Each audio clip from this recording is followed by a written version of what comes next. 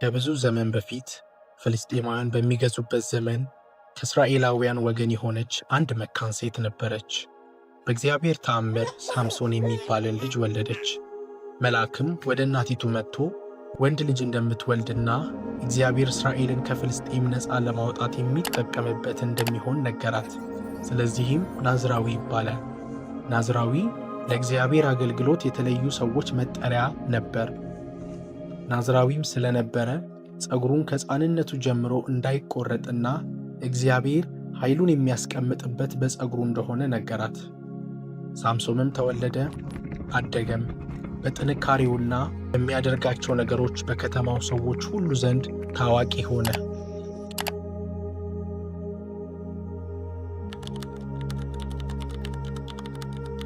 ከዕለታት በአንዱ ቀን ሳምሶን በመንገድ ላይ ሳለ ትልቅ አንበሳ ከመንገዱ አጋጠመው።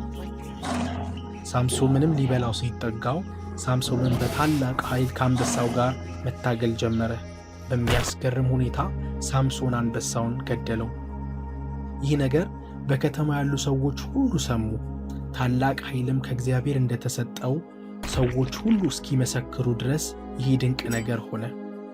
ሳምሶንም በሕይወቱ ሁሉ ጦርነት ሆነ። እስራኤላውያንን ነፃ ለማውጣት በተለያዩ ምክንያቶች ከፍልስጤማውያን ወታደሮች ጋር ይዋጋ ነበር።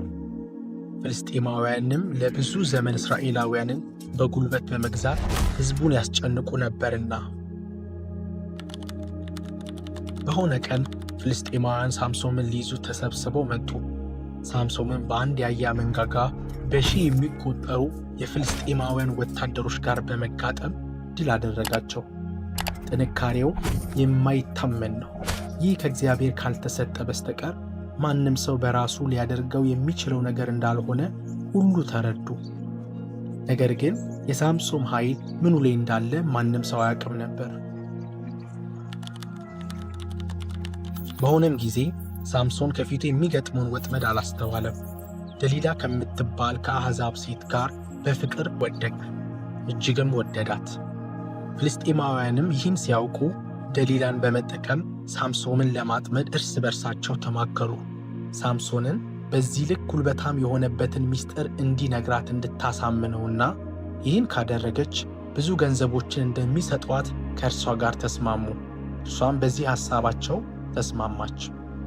ከዚህ ጊዜ አንስቶ ሳምሶንን በተደጋጋሚ ኃይሉ ምኑ ላይ እንዳለ እንዲነግራት እጅግ ተነዘንዘው ነበር። በመጨረሻም ሳምሶን ለደሊላ ኃይሉ ያለው ጸጉሩ ላይ እንደሆነ፣ ከልጅነቱ ጀምሮ ጸጉሩን ተቆርጦ እንደማያውቅና ጸጉሩን ቢቆርጡት ኃይሉ እንደሚወሰድ ነገራት። ደሊላም ይህን ስታውቅ በአንድ ምሽት አጠገቡ አስተኛችው። በተኛበትም ጸጉሩ እንዲቆረጥ አስደረገች። ያን ጊዜ ፍልስጤማውያንን ጠራች። ፍልስጤማውያንም ሊይዙት መጡ። ሳምሶንም እንደ ቀድሞ መስሎት ከፍልስጤማውያን ጋር ሊዋጋ ተነሳ። ነገር ግን እንደ ቀድሞ ጉልበታም መሆን አልቻለም። በቀላሉ በፍልስጤማውያን እጅ ላይ ወደቀ። እጅግም አሰቃዩት። ዓይኑንም ጎልጉለው አወጡት። ማየትም ከዚያ ጊዜ ጀምሮ አልቻለም። ከዚህም በኋላ ሳምሶንን በእስር ቤት ውስጥ ጣሉት። ለሳምሶን የሕይወቱ ከባዱ ጊዜ ሆነበት። ነገር ግን በእስር ታስሮ ባለበት ጠጉሩ ማደግ ጀመረ። በዚህም የድሮ ጥንካሬውና ኃይሉ ይመለስለት ጀመር።